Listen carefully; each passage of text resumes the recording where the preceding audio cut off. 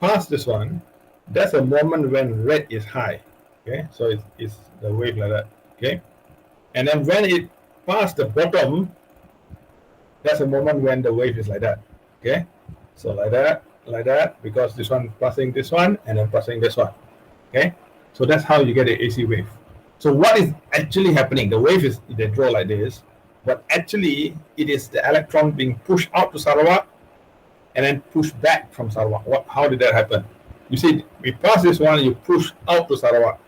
You pass this one, you push back from Sarawak because it's anti-clockwise. Okay, anti-clockwise coiling. It's clockwise coiling. Okay, so that's what is actually happening. So if you see an overhead line in Cebu in front of UCTS, you got that. Remember, the front of UCTS is 132 kV. Okay, there's only a few different voltages in Sarawak, and you must know all that for your exam. Okay.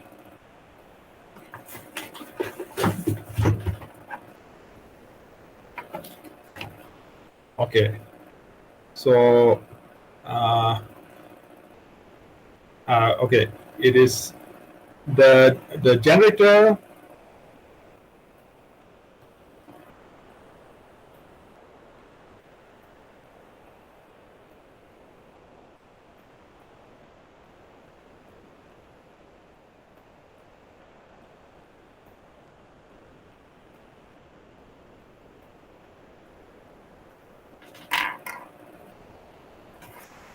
Okay. So this is Sarawak. Okay. You can see Bakun there. Coming out of Bakun 11 kV. About 11, like the different generator in Sarawak range from 11 to about 15 kV. Okay, it's quite low.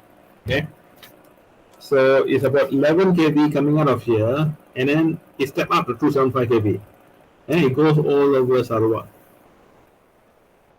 Anybody know why they do this? Why they just step it down? I'm sorry, step it up. Anyone can answer? Not sure, Got sir. lost kah? What? Power loss. Maybe got lost. Okay, but how does the stepping up reduce the loss? That one I don't know, sir. Okay. Can you explain, sir? Okay. Okay.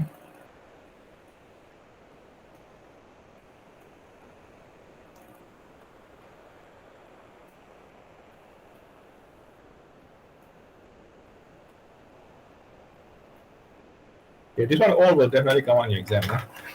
It's very critical and most people don't know. Come out in exam, sir. 100%. Okay. So I'll send you this, whatever I write here, I'll scan and send to you later. Okay. So this one, okay, you see, this is Sarawak. Okay. So Bakun, the water is falling down. The water falling down is power. Okay. Power has two components, V and I. So what a transformer do, it increase the V very high. When it increase the V very high, automatically the I will go down. Okay. When the I go down, you put it in this equation. This equation, power loss equal to I square R, is the formula for how hot the wire going to get. Okay. The overhead line in front of UCTS. If you see it red hot, that means this I square R is too high. Okay. Understand? If you see the line in front of UCTS is 132 kV, you see the wire red hot. That means this I square R is too high. So that's the reason we have to step it up. We want to reduce the I. Okay. So that's why the wire in overhead line is not so big, just about that small only. Okay. Yeah, about that. I would say 1 inch. So I hope I held it one time now. Less than an inch diameter. Okay. Why it can carry the whole Sarawak's power? Because the I is so low. The wire size, you must remember this.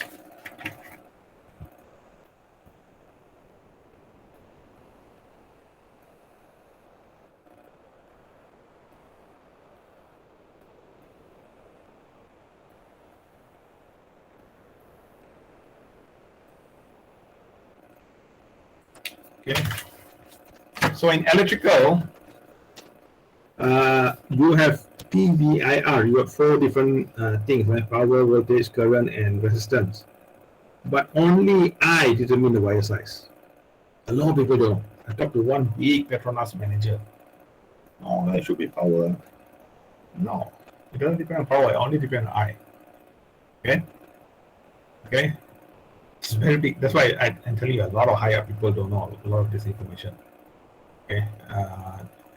So it's very critical information, which I'm a bit concerned because a lot of people who don't know this are ending up very high up in big positions, and they might make a mistake one day that cause a big disaster. Okay. Okay. Okay. So remember this. Bakun UU is coming out 11 kV. Okay. Why they run Bakun at 11 kV? Why don't they run Bakun at 275 kV? So directly can go up, right?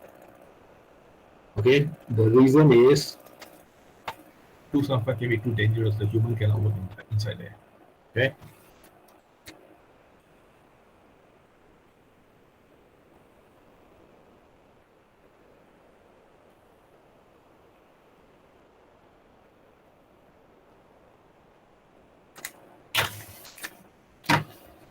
Okay.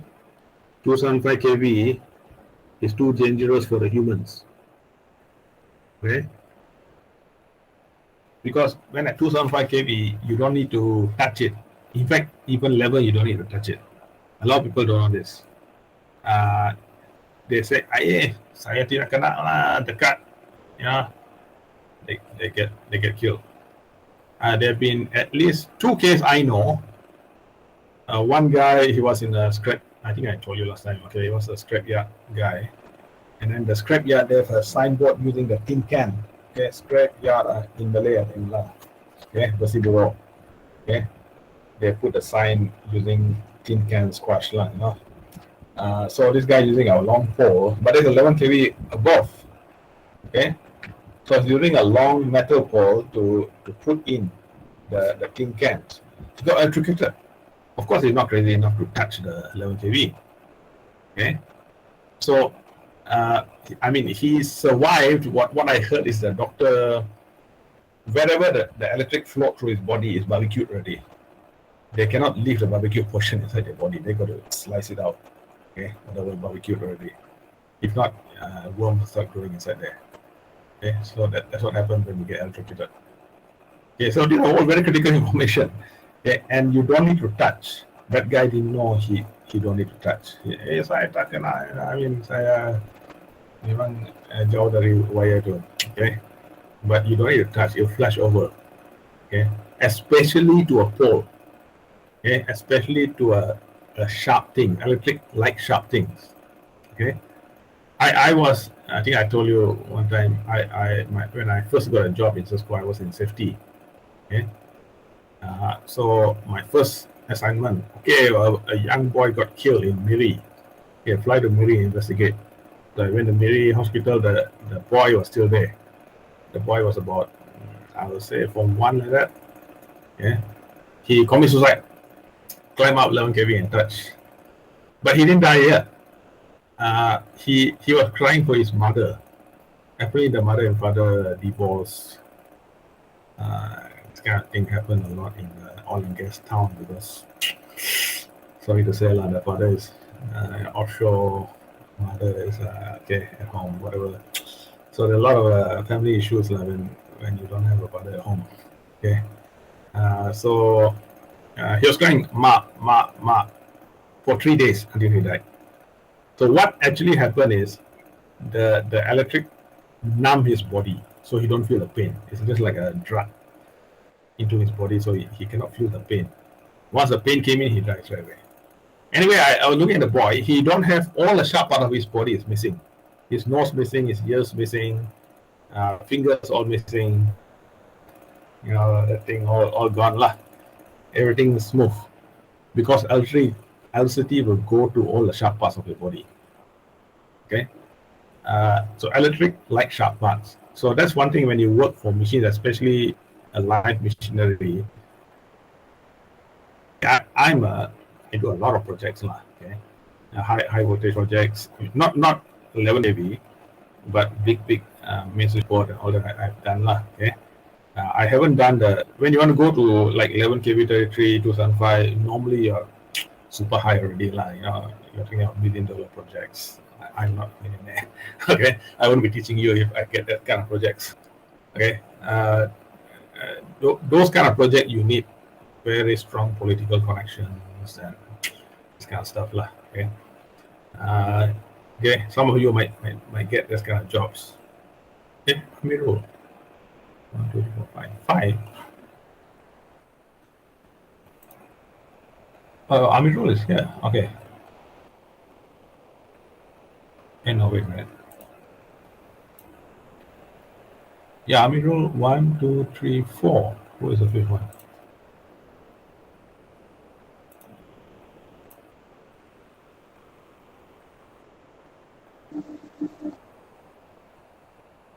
Wait,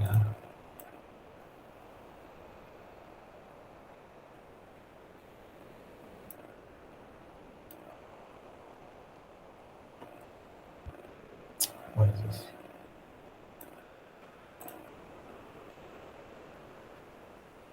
Oh, Mohammad Fazli. You also haven't. You just joined the class. Yeah. Okay, I okay. had to register. So. Okay, wait. Let me put your name inside.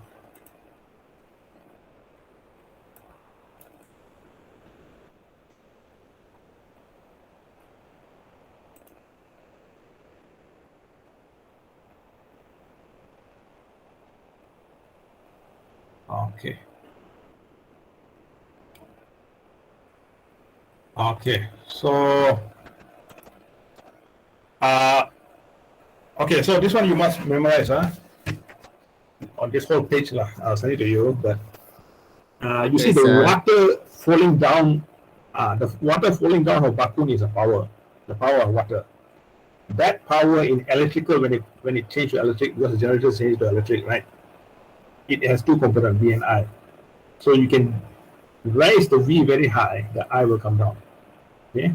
With a low I, you can put it inside the overhead line from Kuching to Miri. Okay. And it doesn't get hot because the loss, the thing that make the wire hot is I squared R. With a low I inside there, the I squared R is low. Okay. And then why they run at 11 kV in the first place? Because the humans cannot work inside there. Okay? Because they'll be flashed over all over the place. You see that guy I told you just now holding a stick nearby can get electrocuted. At 275, very far away also get electrocuted. Okay, there'll be flashes all over the power station in Bakun if they run at 275 kV. But if you can, that means you don't need human. That means you got robots, something like that. Like in the future, maybe it's actually very advantageous to run at 275 kV. You know why? At 275 kV, everything is very small. The wires are all very small. The generators are very small. You save a lot of money. Okay? Maybe in future, when you got robots instead of humans, which I'm sure is going to happen, robots are going to take over all. I think, any of you heard of Asimo robot? Asimo. What robot, sir? Asimo. ASIM. Sir. Okay, maybe you guys too young. That was Japanese robot becoming world famous. Asimo, ASIMO. That was before you were born. Okay. And then don't tell me till now no much progress. That robot can walk now. That's before you were born. What I heard is they went underground. Okay. In Japan, they are still the leader of robot, but they went underground. They are making humans. Exactly looking like me, but it's a robot. 100% looking like you. You see, they I think some of you might have seen the lady robot talking to some people, okay, in some big conference. That one is a piece of cake, you know. What I heard is they're making real robots, exactly like humans. Okay, and they're using it as actor and actresses. That's why you can see some of the actor actresses perfect, no defect on your face or body, everything perfect. How can? They're not human, they're robots. Okay, I mean some of you might not believe it, but you see, I'm older. I see. Don't tell me they make Asimo in before you are born. Until now, not much progress. I mean, even I can do it. You ask me to do it. I'm sure from 21 years, I'm sure from you can go from a walking robot to a human-looking robot. Okay, so they already have it, and I heard the ones that's really perfect, that looks 100% like a human, they're selling for $1 million. Okay, so some of the people you see on TV might be robots. Okay, they sometimes for some reason they have their robot out there where the real person's inside. Okay, sometimes security reason or whatever. Okay, okay. So in the future there'll be robots in the power station, and then you can run at 275 kV. You can make the robot totally insulated, so robots can work in 275 kV power station and not get electrocuted. Okay. So robots going to come in soon lah. Okay. A lot of people arguing and say no lah, cannot be. You see the robot now still not canggih. The reason is because they're hiding the real robots. Okay. Because the Japanese who started all this, they find out their customers are rich people, okay, because who can afford their minimum price about 300,000, and then the top price is about 1 million. These are rich people. So rich people, you need to put in media, buy Coca-Cola, like that, So they just go one by one. You want? Okay, I sell you. And so they went underground and they showed a factory. Someone made a YouTube about this. They showed a factory in Japan making it. It looked like a rundown place. Inside they're making the robots. Okay. Because you see, like controlling parts, I graduated with my degree in 1991, much before you were born. I was controlling parts already for my FYP. Okay. So if I'm doing only that from 1991 till now, I'm sure I can make a robot. Okay. With all the continuous at once, and if I focus only on that field, I'm sure I can do it. Okay. So the robots are around, and so what we need to do in future, also part of your exam, one of your questions will be like this, the future will definitely be robots, because engineering society, what's the future, we need to know, right? Humans will go to more other fields. The concept, the work can be done by robots, but the thinking of new ideas, like you see, in the old days, handphone was only touch buttons, right? And then Steve Jobs came out with total, one screen, everything is there. So that is a new concept. Okay, this kind of new concepts all will be done by humans. Robots are not capable of all that. Okay, so humans will be more in the thinking part. The physical work can be done by robots. So life will be more. You be more human rather than more. Some humans have become like robots. Okay. They don't think very well. So when you're more human, you think like a human with conscience and all that. You have to be more human in future. That's most people's prediction. Okay, you're already human, but you change yourself to become a robot. Like some criminals, they lose their humanity, and then they start killing people very viciously like a robot. Okay, those kind of people will slowly. I mean, they won't survive in the future. You need to be human, okay, and have compassion and those kind of human qualities, because that's what the robot cannot do. Okay, the robot can do all other things. Okay, okay. So okay, Now get back to the question of why is it so critical that frequency cannot change. Say button I is here, because red call is here. Okay. So red call is here, yellow and blue. Actually, red is here, and then the anti-clockwise red is here. So yellow is here, anti-clockwise yellow is here. Blue is here, anti-clockwise blue is here. Okay. That's why between here and here is 120 degrees. Okay. So you got three ways going like that. Okay. They are 120 degrees apart in angle. Why 120 degrees apart in angle? Because physically the coils are 120 degrees apart in angle. Okay.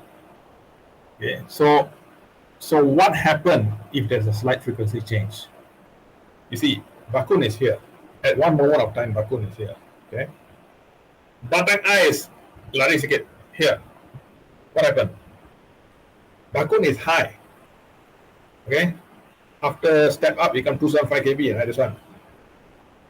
But button I is here. It's no more high. Maybe it's zero. What happened when you touch the wire, Bakun and button I? This one is 275 high. Actually, 275 high is more than 275. Huh? I'll show you the calculation. Okay, so Bakun is here, whereas button I is at the zero. You touch the two wire, one is 275, one is zero. What will happen? I was working in Cisco. My next year I was in the control room. That means I control the whole. I'm like Commando Cisco. I mean, I'm driver of Cisco.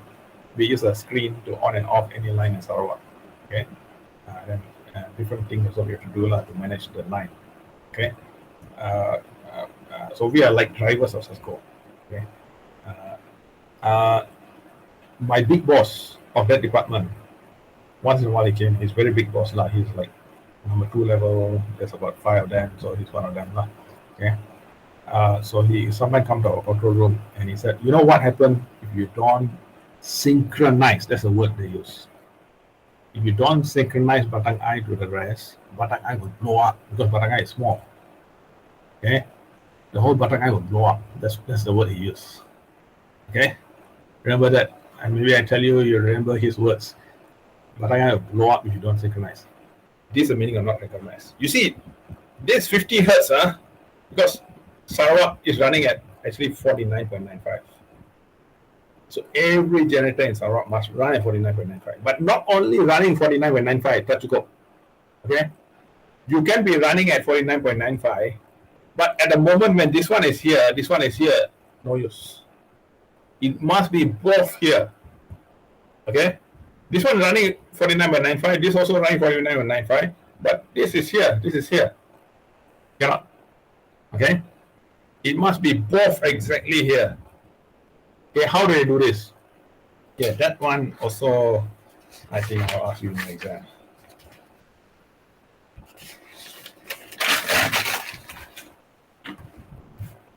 Okay, that's called synchronizing. Okay? So these two topics are the most critical one which I'm teaching you, and it seems like a bit out of the topic, but without knowing these two things, you can cause big disasters on the field. Okay, so what they do,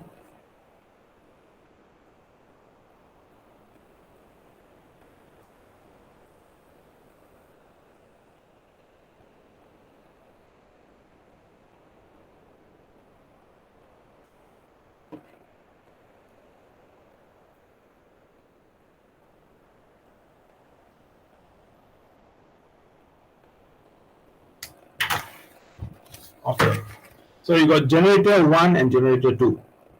Okay, so what they do at generator 1 of them, you see, just now I told you the center is a magnet, right?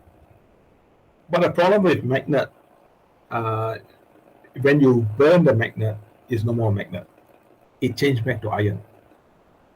Okay, I think I'll explain to you why magnet change back to iron. Actually, magnets are iron. Okay, Actually, basically, the thing is that there are small little holes in iron where electrons are moving either clockwise or anti-clockwise. So some clockwise, some anti-clockwise, iron is not magnetic. But when you get a piece of iron and you swipe a magnet on top of it, all the tiny holes will have electron in the same direction. So that's how iron becomes a magnet. Okay, but that will remain, magnet will remain as long as it's not hot. Once you start burning and put too much heat on a magnet, it changes back to iron. So if you have a permanent magnet as a rotor in Bakun, it's very hot inside generator, there's no ventilation there. Okay, so this magnet will lose the magnetism. Okay, so what they do is they use an electromagnet. Electromagnet is just a coil where you put DC inside. Okay, there are some places where they where they put AC inside electromagnet, because in some systems like contactors, try to find next week I'll try to find a contactor. In contactors, in that circuit of a contactor circuit, there's no DC there. There's only AC. Okay, so what contactor need to do is they need to, when you energize it, the coil need to. Okay, so this, when you send AC inside, it will be like that, right? So this will be north and then south, north, south, north, south. You will change at 50 hertz. When you put 50 hertz, the magnet will switch at 100 hertz. Okay, but north and south can attract iron. The top is iron. You need to attract the iron when you energize. Okay, so it's not as strong. When you put AC inside a coil, it's still a magnet, but it's not as strong as when you put DC. So when you want a serious strong magnet, you always put DC. I don't know if any of you have seen the Besi Buruk, okay, the scrapyard. They have a crane carrying something like that. They go on a metal, energize, boom, all the iron stick to it. Okay, then they move it somewhere else. Okay, that one they put DC inside. Okay, because you see, when you put DC inside, it remains the current flow in one direction. When you put AC, it switch, so it's not as strong. It's only half as strong. Okay, so the center of Bakun is an electromagnet. Okay, so when it passes, you generate current. Okay, so when you want to synchronize two generators, they play with the DC of one of them, and then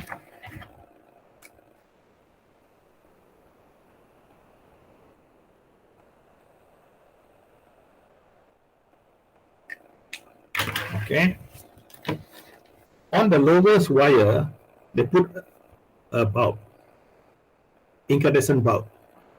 You know, the old time bulb. I think some of you might not have seen it, but some old house, and you can see it. In fact, one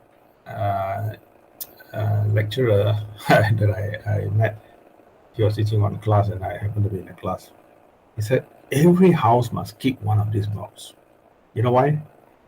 This old bulb, menthol, so big variation in voltage is still survive. It's one of the most survivable bulb. All other bulbs will die, but this one will not die. In case there is some disaster, a sudden surge in voltage, some people are saying like EMP, electromagnetic pulse and all that come in, and then there'll be a sudden surge in power voltage. All your LED bulbs will die. Okay, all the fluorescent tube also most likely will die, especially the modern fluorescent tubes. The one, the one with a circle like that, or like that, U like that. Those have a lot of electronic. Anything that's electronic will die. Okay, but this bulb, I tried myself. I put from 0 until 415 in our own lab in UCTS. Okay, nothing happened to it. It's just very bright. Still survive. 0 to 415 I put, because that's the maximum that the UCTS lab can go. 415 still survive. So that's why they say you keep one in your house. All other bulb gone, this bulb will not go. And it's also very cheap. It costs how much? 1 ringgit, 150, something like that. Okay, it's the cheapest bulb around. Okay, because it's the original bulb made by Edison. Okay. Okay. So why they do this? This one will come an exam, very, very serious, this one. Why I take this so seriously? Because you know this, you can cause a disaster later when you work. Okay. This is called synchronizing, okay?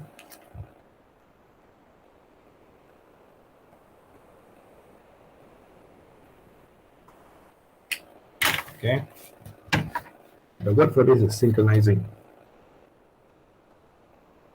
I think some of you might have gone to our power lab, right? You see at the back of the lab, there's a very big thing there. That's a synchronizing machine, but that costs about $1 million.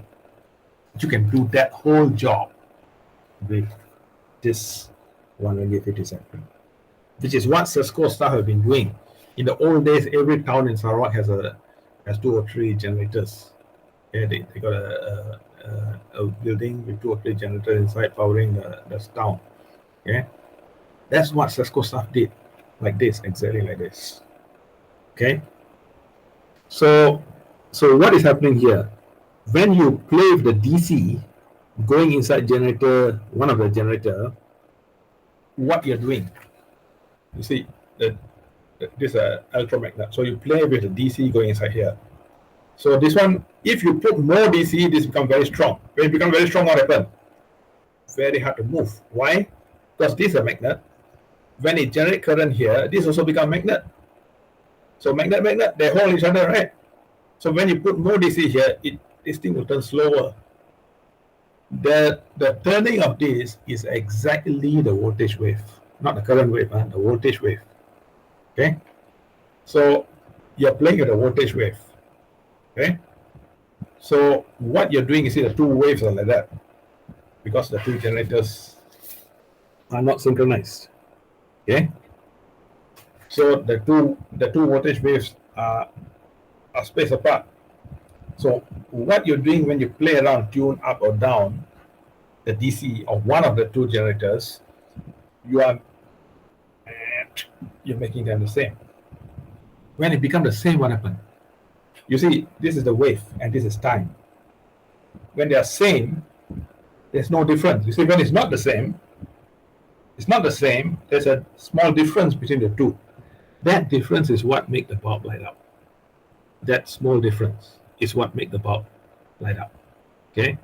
When it's exactly the same, there's no difference in the 2 voltage coming out.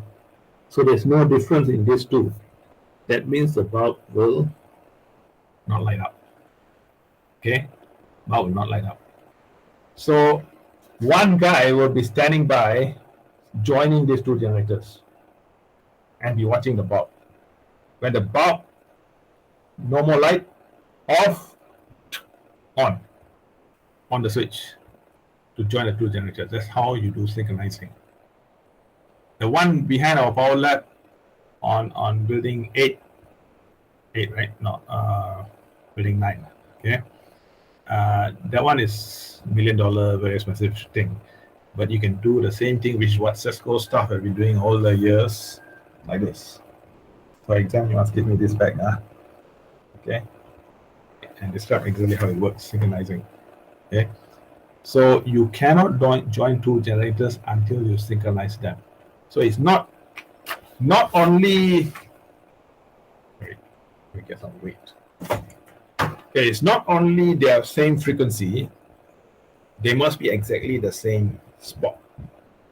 The rotors must be in the same spot. Okay, but of course, the rotors might be different. See, some are a coal power station, like in Muka and Belingian and Sedikat and Kuching are coal power station.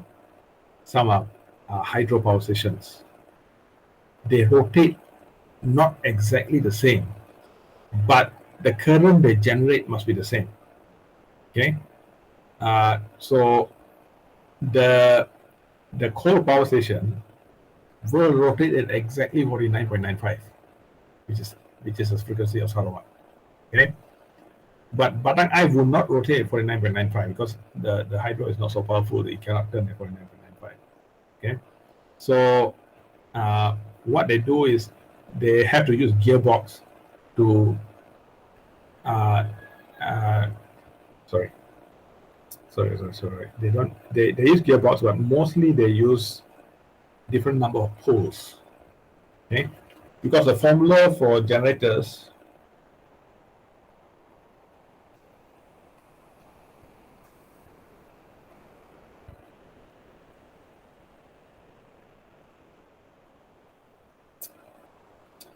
There.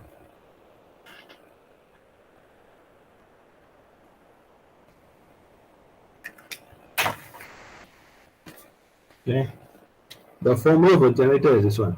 This one is the speed NS lah, NS.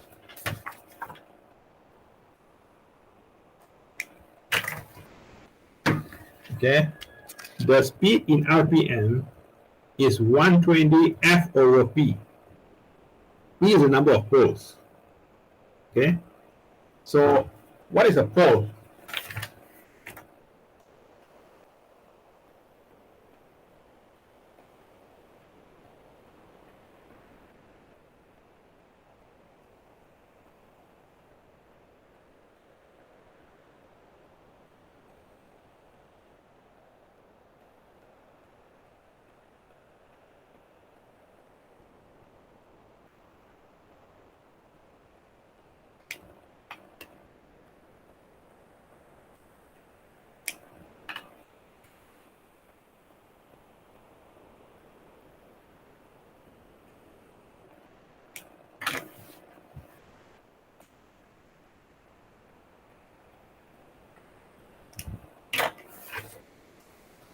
Okay, this is a pole. These are two poles. That means north and south. Two pole. Okay. 4 pole, north south, south north. So the wire come in, go long, clockwise, go around, anti-clockwise, come out. And what happens here? From the other coils, they all meet in one point. So this point is called start point.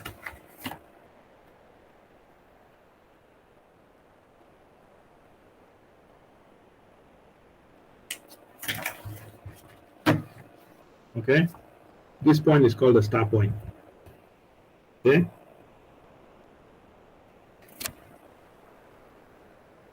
start point. Okay, so that's the meaning of pole. So they play around with the poles for different generators. Okay, because Bakun is slow. Let me see. They have to put less poles. You see here, Bakun is slow, so they put less poles here. Okay, then the coal is the original, because original people use coal to make power. Okay, now you got all the other things lah, like nuclear, but nuclear is also following the coal. Nuclear, even though it's nuclear very high tech and all that, but actually it's just a steam turbine, exactly like a coal plant. Okay, so the steam turbine is going exactly at the frequency of the country. So Sarawak is 49.95. Okay.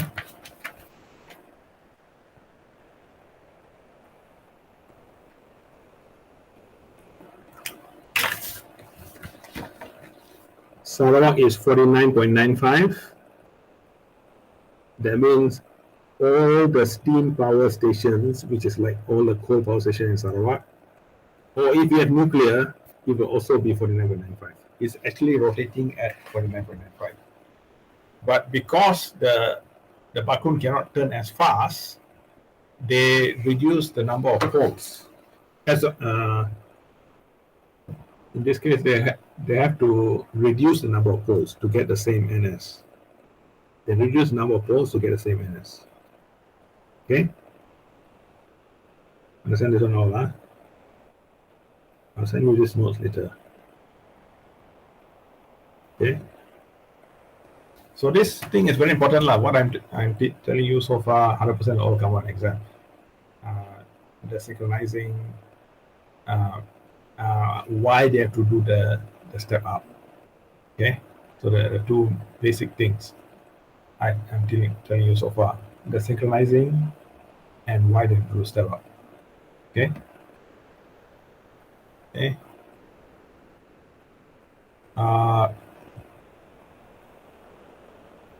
Why is it so critical? Because if you don't know this, okay, if you don't join SESCO, you might be working in a ship, oil and gas ships. They do this one.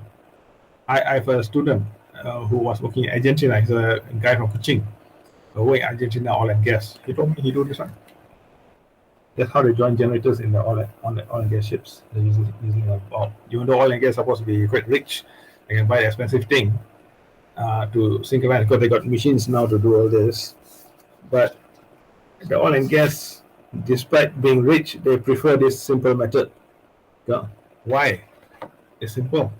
One thing is very cheap. I think oil and gas, they don't care about price, right? But this one is so clear. What if you have a complex chip, a computer to do it for you, but that chip somehow gone crazy? It doesn't do the right thing. What happened? Your generator blew up. Generator more expensive than this chip, see? Okay? Your generator is damn expensive.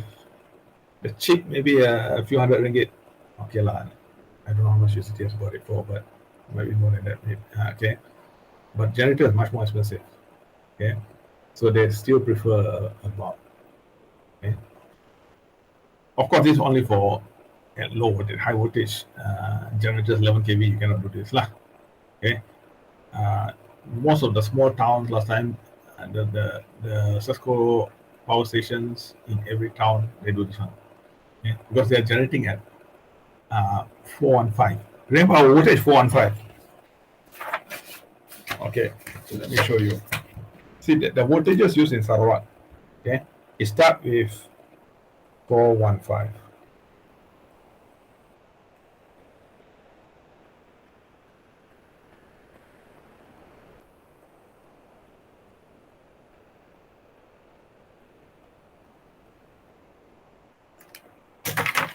Okay, it start with 415 volts. You must know all this, huh? And then the next one is 11 kV.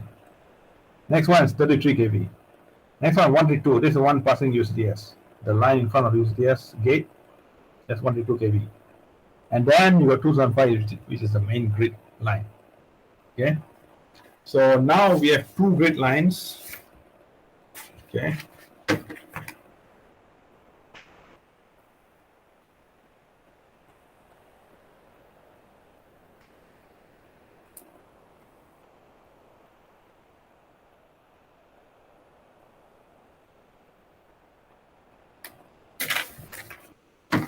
Okay, we have two grid lines. This is the original grid from when I was working as a SESCO. Okay. And then this is the new grid line. The new grid line is closer to Indonesia side, deeper in the jungle. Okay, but of course the diagram is not so smooth like that lah. Okay, it's curving here and there. Okay, but the new grid line is not fully energized. Okay, because some portions, especially near Kuching, there are some people still battling for the land. The complaints just go use their land. Okay, so it's not the second grid is partially energized but not fully energized. Okay, because of the land issue. So land issue, they have a name for it.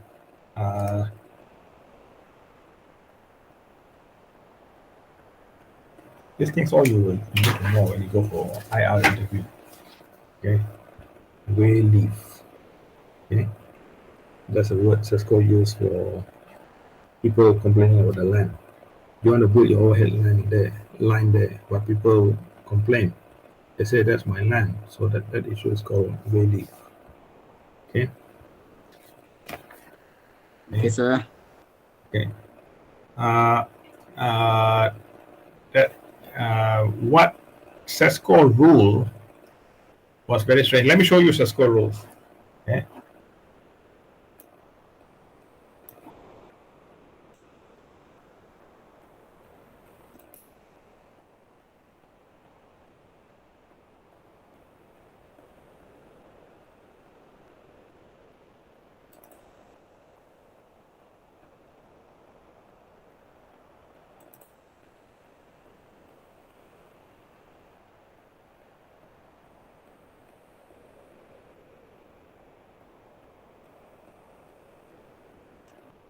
Yeah.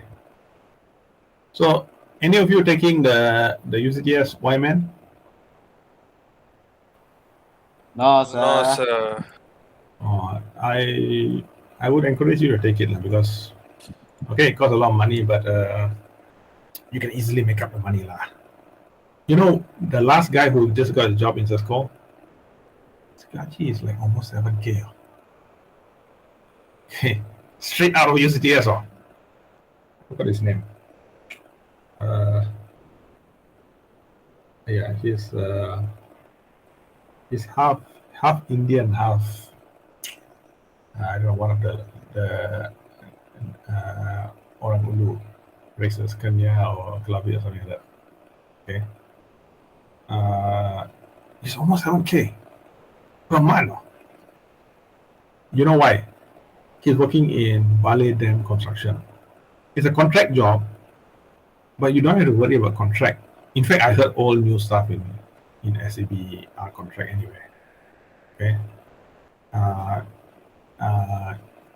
So you don't have to worry about contract building dams. You know why? They're going to build 13 dams. Finish ballet, next dam. Of course, they'll prefer to take you rather than some new guy. You already experienced in building ballet. Of course, they prefer to take you than someone else. Okay, so you never, until you retire, you can have job building dams. Because right now they're building number 4. Okay, so they still got 9 more to go. Okay, definitely all of you join Cisco if you get dam building job. Until you retire, you can do that, and very high pay. Starting already 7K or something like that. I heard like some crazy number. Okay. Okay, so you can there's 2 guys there who got about that I heard lah, who got that kind of salary from UCTS. Okay, one is from mechanical engineering, and this one. Okay, why they pay so much? Because building dam is not good condition, right? You don't get to sit in the office and all that on the side. So, and then you have to take a boat to, I mean, no, not boat. I mean, now you can use a road, but the road is not good lah. It's quite deep inside inland. It's up from Kapit some more. Okay, so that's why they pay so high. So normally when the risk is high, your pay is higher. You sit in the office, of course they pay you the least pay. You do something like building ballet dam, they pay you the most money. Okay, that's how it works lah. The higher the risk, the more the pay. For example, my brother is in Shell, still in Shell. So once in a lifetime, they offer a Shell Sarawak staff to work overseas, in overseas Shell. Okay, so my brother go and look at the list of Shell overseas. Okay, so he found out the highest risk is Nigeria, and the highest pay is Nigeria. So he's a crazy guy lah. He chose Nigeria. So he worked there for 3 or 4 years, and then one day they put a bomb in the swimming pool. Every day he's very strict. He got 3 children. Wajib must go to the swimming pool to swim. Okay. Immediately that night he sent his family back, and then he quit his job from Nigeria. Then too risky. But actually, they put a note at the swimming pool. This is just a warning. Okay. They didn't want to kill anyone, so they put a note. This is just a warning. So it's very high risk. And sometimes when he fly from Nigeria town to the offshore, people use gun and shoot in his helicopter. Okay, so he is willing to take the risk lah. But he was always a crazy guy because he was in UN. He was a physics graduate. Okay, so he came to Kuching and became a teacher in St. Joseph School, and then he found this offer. He go to Shell, potong gaji because teacher was at the time about 1,000 something. He in Shell as a trainee only 500. But after 2 years, you get a petroleum engineer Shell certification, and then your future is there lah. So he became a petroleum engineer and then doing quite well in Shell. Okay. Actually, he's kind of one of the big boss there. Okay. But nobody's like that. If you, the higher the raise, normally they pay you more. Okay. It's standard. If you're taking your money, the biggest money is in the bad stuff. Yeah, all those drug traffickers and all that. Of course, they are the highest paid, but they can go to jail anytime. So the higher the risk, always the higher the money. So for me, I of course don't focus on money. So I have other things to focus on. You have to develop yourself. I never really valued money as the goal of life. But I'm sure the people who do that are the ones who end up in this nefarious stuff like mafia kind of stuff. Because obviously, if your goal is money, definitely you go into that kind of stuff because that's where the money is. Okay, but there are some really bad stuff out there that makes money. Body harvesting is one. Okay, they actually take your parts of the body and all that. There's even more money in drugs, apparently. Whatever. Okay.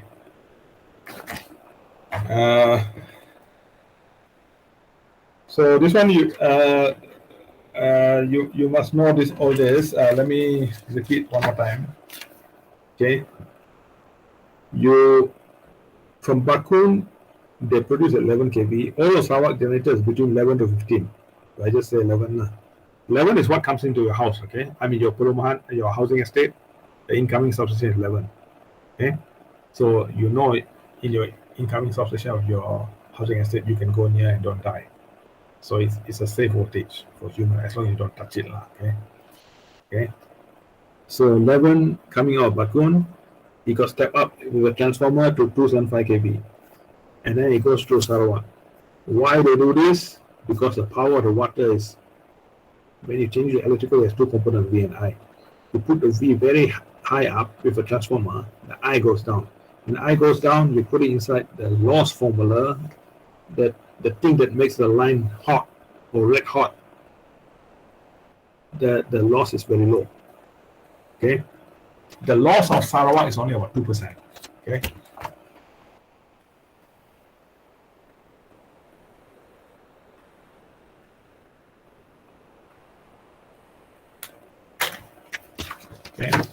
the loss of Sarawak is only about 2%. Okay, and most of the loss I think from underground cables. Okay? Not the overhead lines. Why underground cables? You look at underground cables, you've got a wire covered with so much insulation. Of course, it's hot. When it's hot, you get lost. Electrons, you can think of it just like humans. You put jacket, very hot. Put jacket. If you use a winter jacket, I tell you, because my son, he just got a scholarship to go to Japan to study. So I bought him just last few days. He reached Tokyo just 3 days ago. So I bought him a jacket from Kuching, one shop. They're selling winter jacket.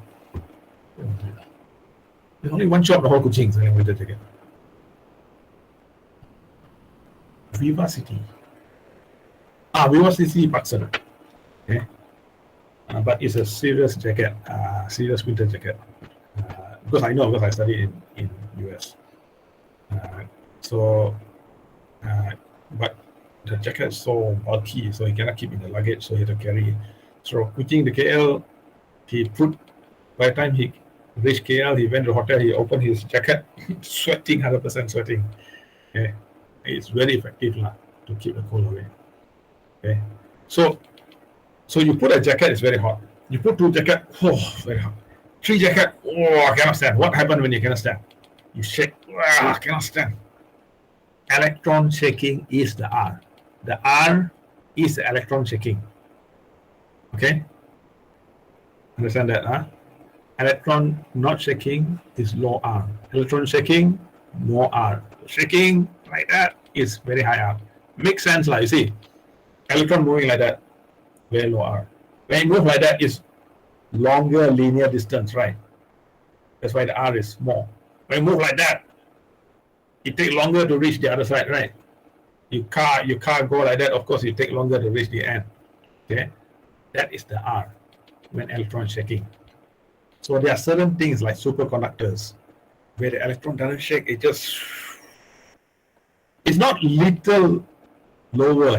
Superconductors are a different thing. It abruptly changed to zero. The R. You can see YouTube on this.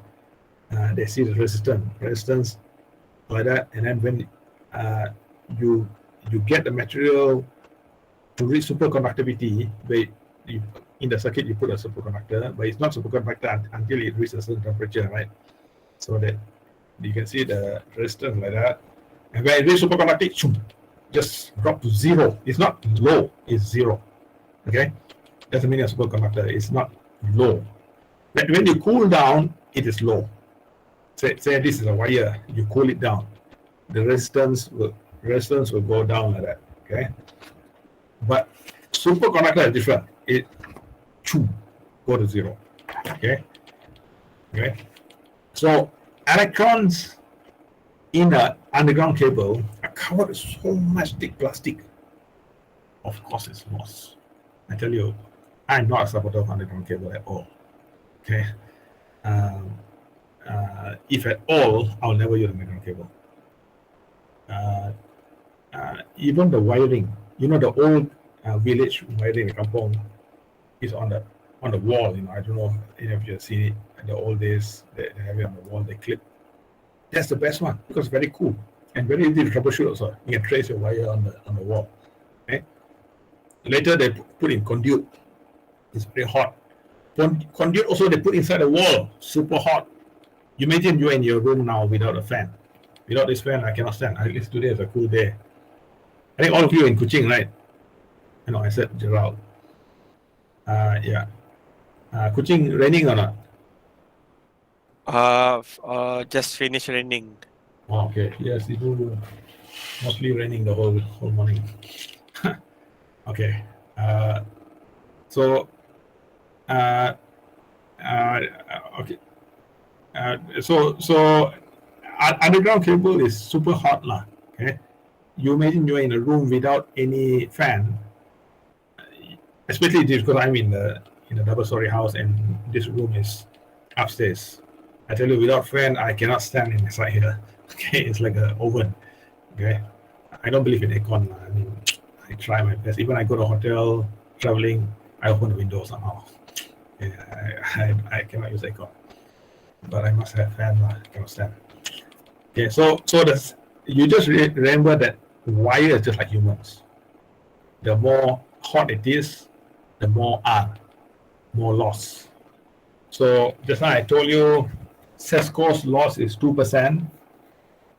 It's mostly the underground cables. Because more and more Cesco is putting underground cable. There's no advantage of underground cable. It's all disadvantage except if you got typhoon.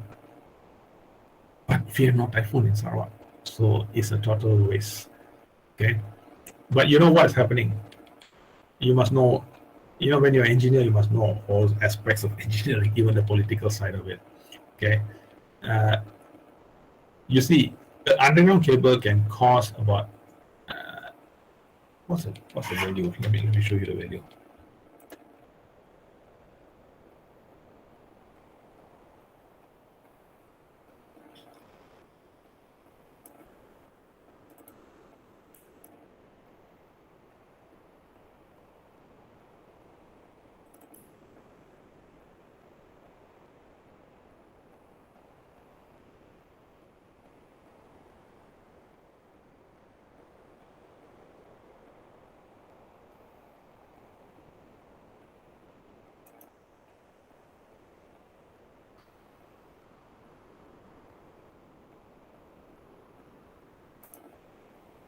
Okay.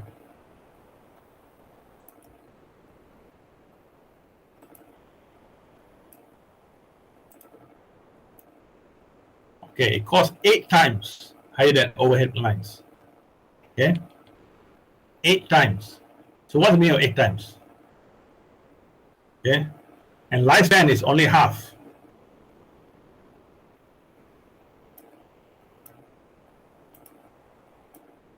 8 times, lifespan only half, repair time is so much longer.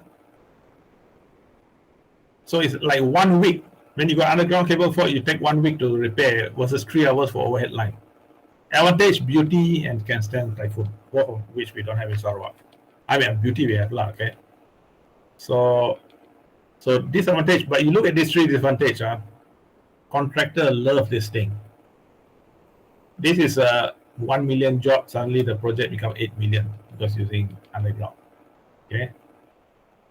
After short while, okay, less years lah, you have to repair. But actually, this one is very high quality. What I heard, it doesn't last this long or so.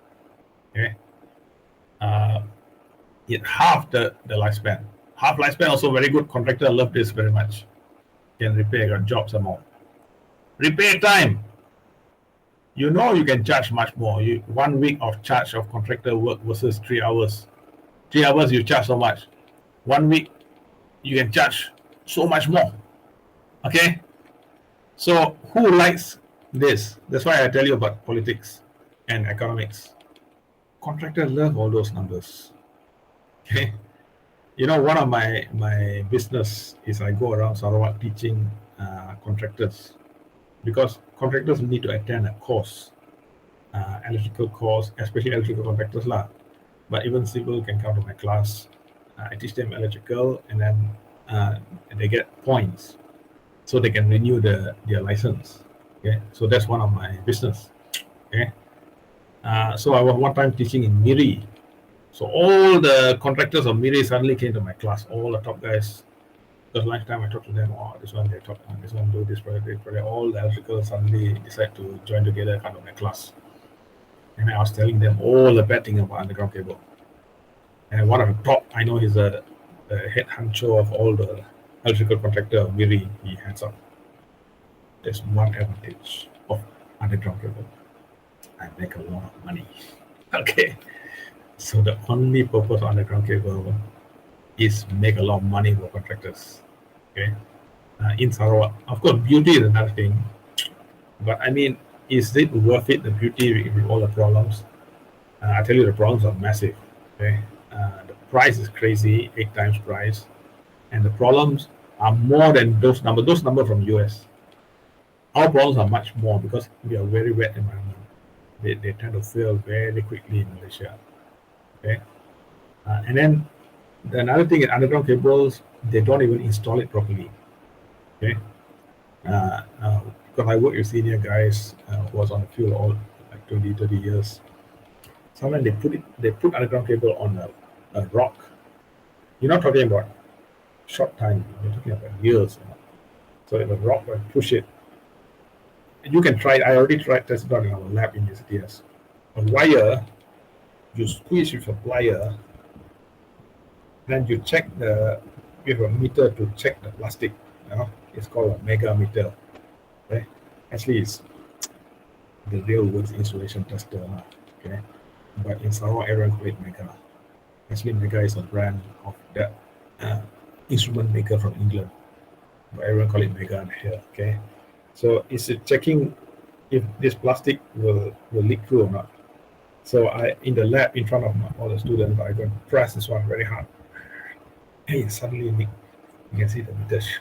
Okay? The insulation suddenly go down. So that's what happening. See, when underground cable you put like that, stone is pushing it. The plastic will get squashed and it starts to conduct. It is quite incredible.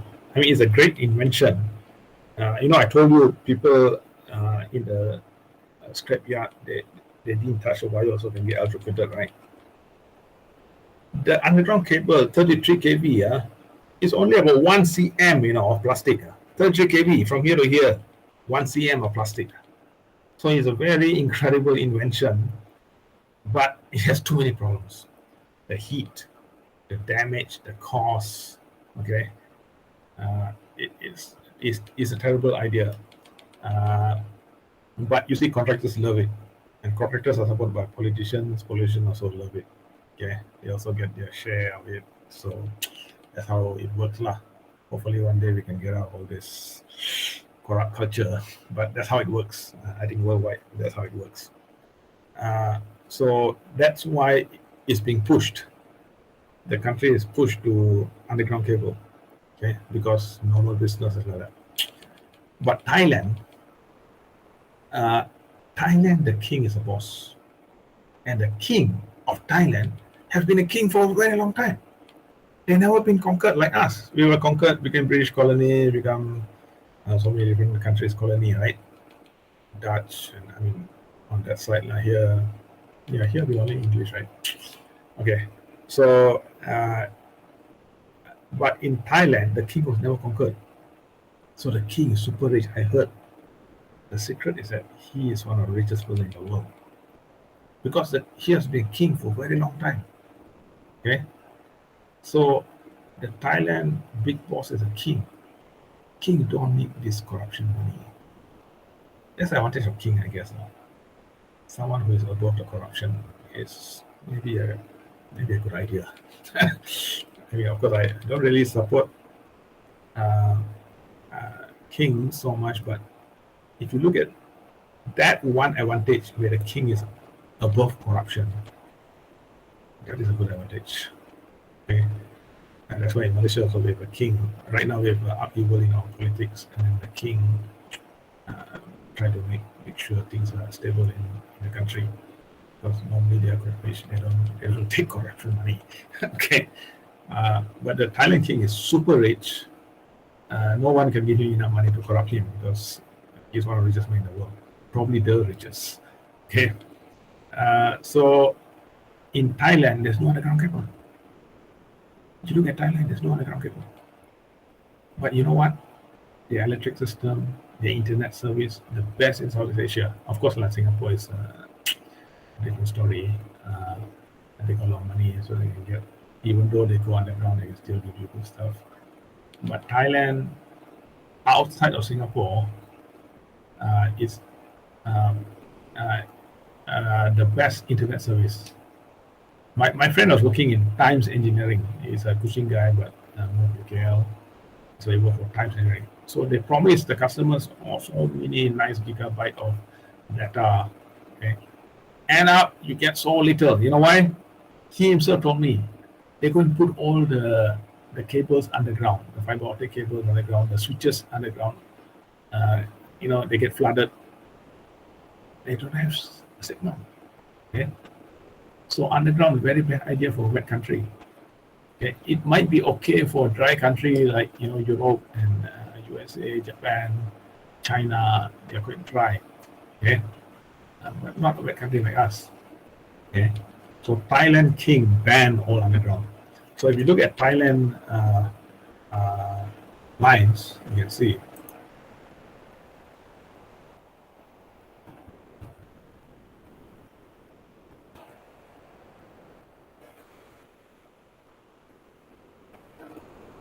Okay.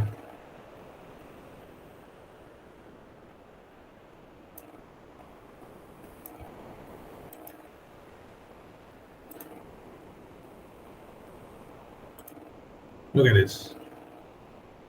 Very ugly, but it works. And troubleshooting very easy. Imagine underground. You got to dig the ground, how much to repair the road, and when you repair the road, it never be as good as original. Okay. This one, look at that. What's the advantage? The service internet is very good.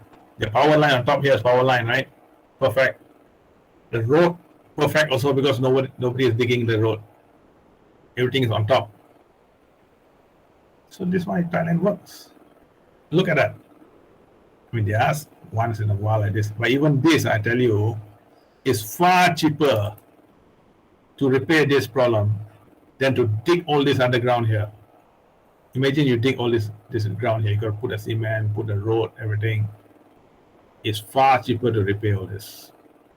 Okay. Of course, it's rare. Okay. Look at this. This is Thailand. But it works. So crowded, sir. Yeah, but it works. Ugly, but works. So you see the advantage of this. Thailand has very cheap electricity because their fault is very little. They don't have underground faults. They're very good internet service, the cheapest in Southeast Asia. I mean, next to Singapore. Probably Singapore is more expensive, but one of the highest data rate in Southeast Asia. Their roads don't get damaged, okay, because nobody is digging the road, okay. You see the advantage of overhead. Maybe some of you can do FYP, somehow cover this with some kind of mirrors, okay. I'm sure it's possible. Cover this with some kind of plastic kind of mirrors, okay. It may be 3 meters, one slice cover, another 3 meter, and another slice, like a towel, put on top of this. But it's a mirror, so you see all the nice sky. Sir, how about overhead at Singapore, sir? Singapore, everything underground. But Yes. Singapore, you know that Singapore is GNP higher than Malaysia right now? Just recently. They are small island, but their gross national product is higher than Malaysia, just recently. So they are rich, they do a lot of good business, okay. But Singapore is a different story, they're doing very well in the economy. But Thailand, with the situation of Thailand, which is a bit poorer, but they still can have the best stuff, it's a good idea, okay. It's ugly, but it works. You got good internet, good electrical, and good roads. What more do you want? I mean, Thailand economy is doing okay, they're very closely connected to Japan. Okay. In fact, almost all of Sarawak transformers are from Thailand. I don't know if you know that. Cisco, I was teaching a lot of Cisco stuff, probably about 200, 300 Cisco stuff. We make our own transformer in Sarawak, but the Cisco staff don't want to buy them, don't want to use them. It's owned by Cisco somehow, but Cisco staff don't like the transformers. They rather have the Thailand transformers. Somehow it's always better quality. But the root cause is because of Japan. Japan is very high in power technology. Okay? And Japan is somehow very close, because culturally also very close to Thailand. So there's a lot of transport technology to Thailand. So power side, Thailand is very strong. Okay. Okay. So sometimes you must think about this, I mean, there are ways, even though the country is a bit poorer, but there are ways to overcome it with correct engineering designs. Okay. Okay. Okay, let me show you the reason why I told you the second grid having a bit of way leaf issue, right? I show you the law.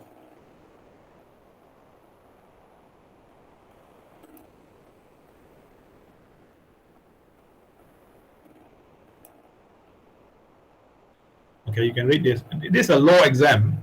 It's just called law exam. In fact, if you take the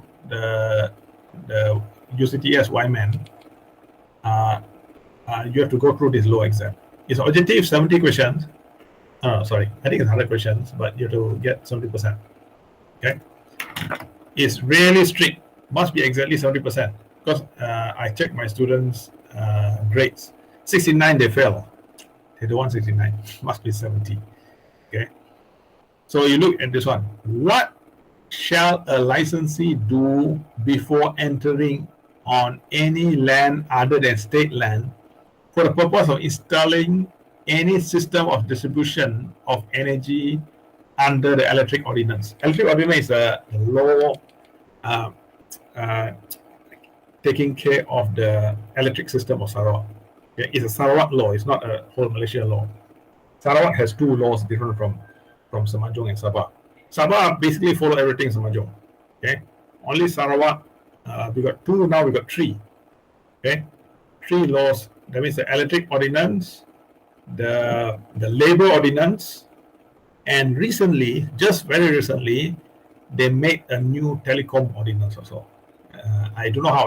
My friend is in that pejabat. Okay, so he told me lah. So they have their own law for Sarawak telecommunications. Okay. So what's the answer for this? This dot is the answer. So what's a licensee? You say the meaning of licensee in the exam is Cisco. There's only one licensee in Sarawak who is Cisco. Okay, not SEP, it's Cisco. So what does Cisco do before entering any land other than state land for installing any system of distribution of energy under electric ordinance? So the A, answer is, sir. huh? The answer is what, sir? What? Sorry? What is the answer, sir? C. Oh, okay. Give notice to the owner or occupier of the land. Okay, what's the meaning of this? See, I have a house in Kuching, in 9 Mile. One day, Cisco engineer said, "Hey, this house land is just nice to put our headline power, the pole." So what they have to do to me? They give me a letter. I have to vacate my house and give the house free to Cisco. That is actually the law. Okay, they don't give me any compensation. If they want to give me compensation, it is their charity, because the law said they can take any land they want just by giving a letter. Okay, so Cisco found that this is actually a problem. It looks like perfect. Cisco is a big boss, right? But you see, some people can find good lawyers to keep it in the court for years. Okay. Somehow the lawyer is very smart. He can keep Cisco from taking the land for even years, despite this law. Okay. So a good example is Belingian Power Station. It's the latest power station energized by Cisco. It's the largest coal power station in Sarawak now. It's near Muka. Muka, the coal mine is in Belingian. Okay. So they used to mine from Belingian and send to Muka for the coal power station in Muka. Okay. So Belingian, they built a power station there. That means outside the gate of the power station is a coal mine. Wow. Of course, it is the most profitable coal power station in Sarawak, and probably in the whole Southeast Asia at least. Okay, because your coal power station is practically on the coal mine. Okay, so what happened is they built the power station, Belingian Power Station, and then they run a line out to the grid. But somewhere in between, near Belingian, some people complain. They go to court. No, you cannot take my land. Of course, this law said they can take, but somehow you got a good lawyer, you can keep it in the court. So they keep it in the court for 1.5 years. So that guy probably wanted a few million, maybe 2-3 million, right? You know how much that's called loss, because they cannot produce power from Belingian for 1.5 years. 135 million. So who is the one who loses? Cisco is the one who loses. Okay, so that's why Cisco recently have said this might seem like a big boss law, but it is causing more problems. Better he wanted 4 million, give him 4 million. We can still make 100.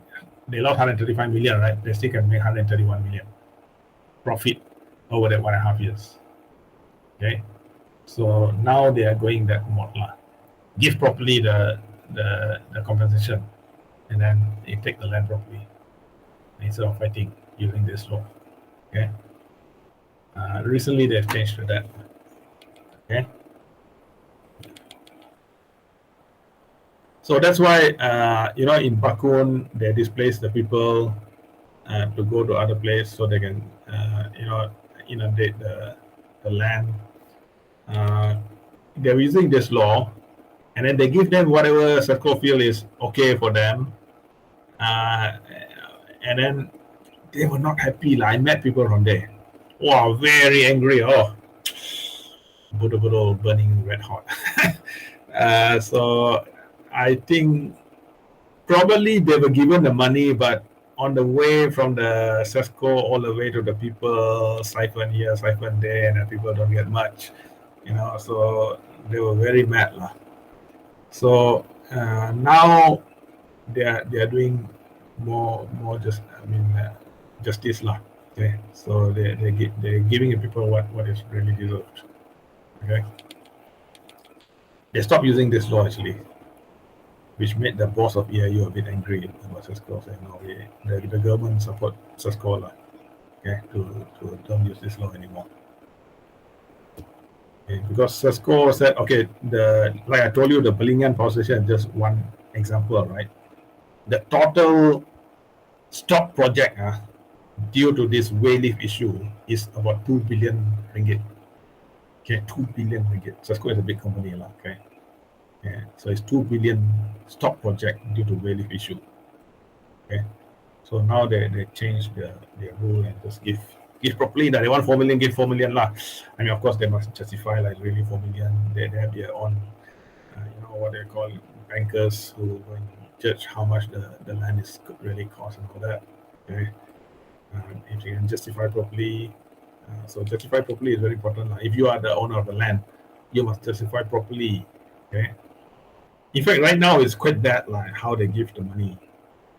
They cut a durian tree. They give you one-time durian price of. That's crazy. Next year they don't count, They give you this year's durian price. That's it. Okay. So there's a lot of issues with the compensation. I don't know who came up with all these ideas. Okay. Okay. Maybe some of you can join Cisco and have a more, more feeling for the local people whose land are affected. It's a human. That's what I'm saying. Be human. Okay. How can it be inhuman and pay people 1 year of durian when the durian next year also can give more durian? Okay. I don't know. Okay. So these things are the most important. I think you get these two things for today is good enough. Okay. 100% will come out and very high marks. And also your assignment. So you'll be tested on this one in your exam, assignment, progress test. All three were tested on these two things. Okay. So you must know all these things. I'll send you these notes. And then basically why they need to step up the voltage, and that's why the current gets stepped down, is to reduce the power loss. Okay. And then the synchronizing. Okay, very, very critical. Without knowing this, you can cause big disasters. Okay. When I first joined Cisco, all my boss was real power people. There's no electronic at all. Okay, 100% power, and then they didn't like any electronic people. Now they have no choice. Every university was producing electronic people. Okay, so that's why the danger of someone making a big mistake is very high now, because they're all electronic people, electronic engineers who somehow take one course or two courses and say they're power people. Okay. There's a lot in power. You see, I'm in power, and I'm 57. I'm still learning every day. Okay, there's a lot to learn. Small things. Okay, when you do contract, you realize a lot of stuff. Okay, never bend the wire too much. Okay. One more thing I'll tell you. Okay, how the transformer works. You see, transformer is just like that, right? Two coils. Okay, how does it work? You see the magnet is like this, FBI, right? You must put like a gun. Some people forget how to put their hand. You must put like that, like a gun. Okay, don't put like that. It's right, but you get it wrong. You must put like a gun, and you remember FBI, the American Secret Service, FBI. So FBI. F is the direction of movement of magnet. B is the north to south, and I is the current. Okay, so you got a wire, you got a like that, right? Okay, so the current is this way. Okay, because this is the north-south, and the current is this way. Okay, so that's how the FBI works. Okay, in the transformer, there's no movement. But how come here you got power and here you can get power? There's no connection between the two. It's just nearby each other only. Actually, they draw in the book like this, and actually it's like this. Because you see, if like this, the only this part you're meeting each other, right? So they put like that, they're fully meeting each other, right? But it's very hard to draw in the book like that, so they draw like this. Okay? So exactly how does it work? You see what you need, what is happening when you do like this. You see, this magnet has the field lines, right? So this wire will see the field lines. Okay. So as this one moves, the field line get more and more. Here you see one field line. 2, 3, 4, 5, 6, 7, 8, 9, 10. 10, 9, 8, 7, 6, 5, 4, 3, 2, 1. So what does this wire see? Variable field density. So that's why for me, in school you learn this as force. I call it variable field density. Okay, so it's the wire will see a variable field density. Only if a variable field density, you got a magnet, you got a current this way. Magnet, you got current this way. Okay, you must have variable field density. In transformer, what's happening? This one AC. AC is like that, right? So the current, the magnet, the electron are magnets. Okay, so you got zero field density when it is on the right, it's zero. Increase field density, decrease field density, increase field density, decrease field density. You got variable field density on transformer. Okay, you got F already. You got the F of the FBI. Okay, and then you got B because it's north-south. You got B. Okay, and then you got I generated in this one. That's how the transformer works. It doesn't need movement. Magnet need a movement, but this one already got variable field density. So that's why you got current generated in the outside transformer. So what's the meaning of that? Transformer can only work with AC because in DC there's no variable field density. You put DC inside here, there's no variable field density. So there's no current generated in the secondary. Understand, huh?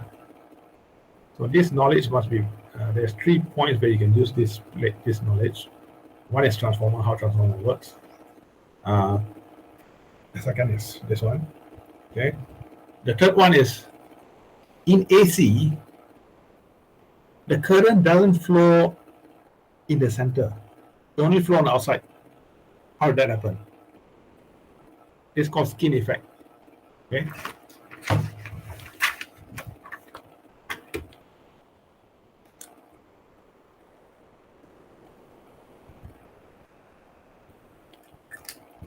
Okay. Skin effect.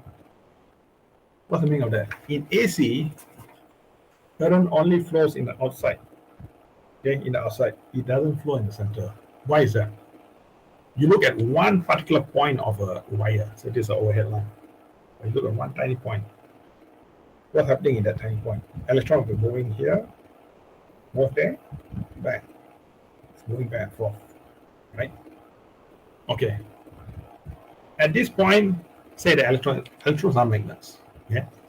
So you got, say you got 10 field lines. This electron at this point got 10 field lines. And then it moves maximum speed here and then decrease to 0 and come back. At the maximum speed point, you have 10 field lines. But when you move here, which is at 0 speed, it's just like throwing a stone, right? When you throw a stone, the top point is 0 speed, right? So here 0 speed, right? 0 speed, you got 10 field lines. When it moves to maximum speed, say t plus 1, assume it's very slow. T plus 1, you got 10. T plus 2, you got 10. Very, very close to each other, right? You got 10. So there's a lot of field lines here. Okay? So there's maximum field lines here. Here only 10, here only 10. what do you have? Variable field density.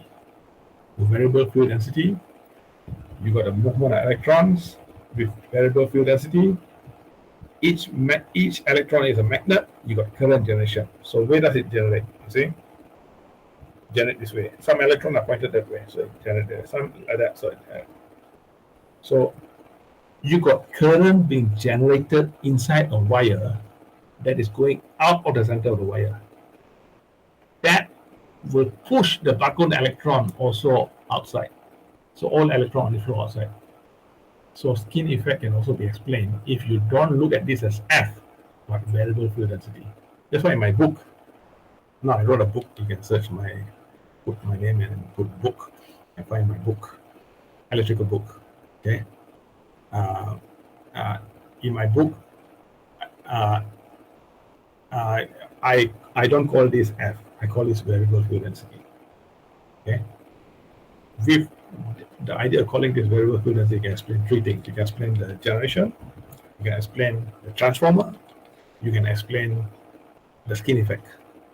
Okay, all three you can explain if you don't take this as F as force. You can take it as variable field density. So in my book, what I did is I put FBI.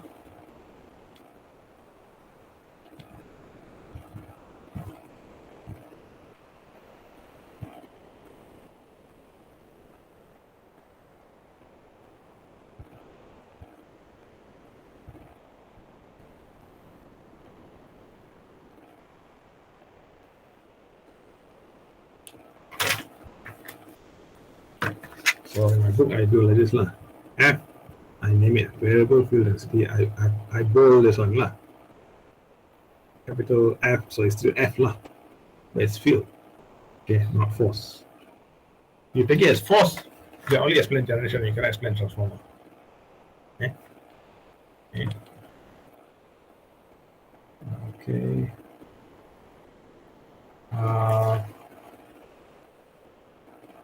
Okay, so this is the most critical one. And then even the voltage, all you must memorize, definitely come on exam. Okay.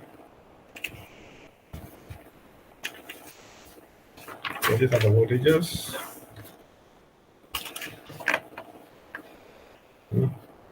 All the voltages.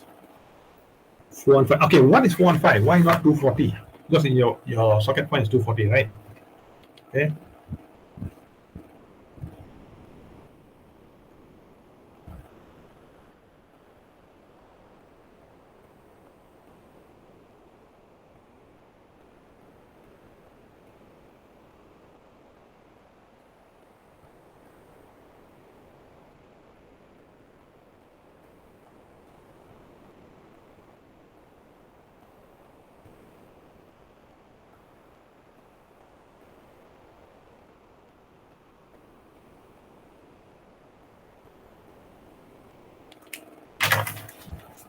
Okay.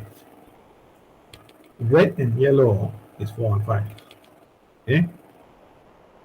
Between red and yellow, or blue or red is 415. But between blue and neutral is 240. Okay. So we define the wire voltage by the face-to-face voltage. This is face-to-face voltage.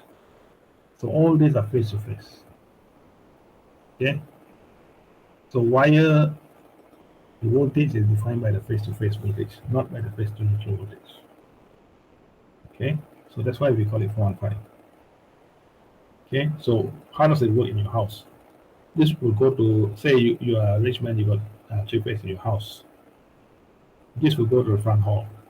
This will go to the bedroom. This will go to the kitchen. Something like that. So they are almost like different houses. The front hall is like one house with red phase. The kitchen is another phase, and bedroom is another phase. Something like that. They're split like that. Okay. Okay. So in each room is 240. Okay, but the incoming is 415, and we define that line going to your house is 415. Okay, but it's still 240 in every room. Okay, so it's just that instead of 240 going to your house, going to all the rooms, you split different room, different phase. Okay. And why, when you touch the two phase, will be explosion? Because of the time difference. You see, one is here, one is here. Okay. So this is time. Okay. This one is time. There's a difference here. When you touch, it will blow according to that. That difference will cause explosion. Okay. And what is the value of the peak voltage?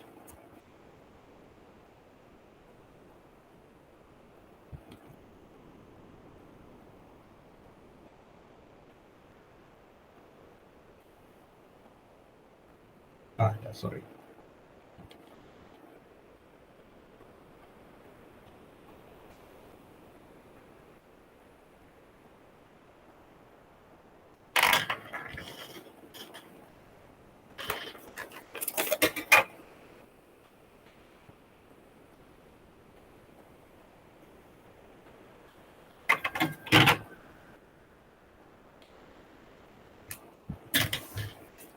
Okay.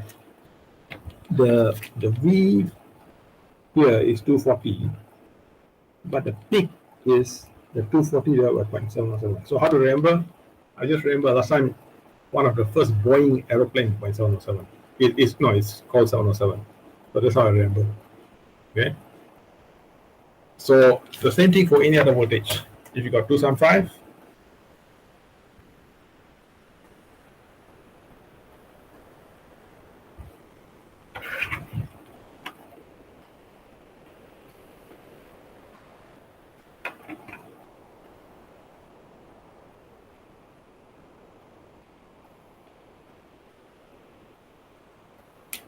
okay. So you got 275 kV. The V peak is 38988. Okay. The peak is 388. Okay. Any of the voltages, the peak is that. Okay. So you must remember 0.707. Okay. Okay. It's already 12. See you next week. Okay.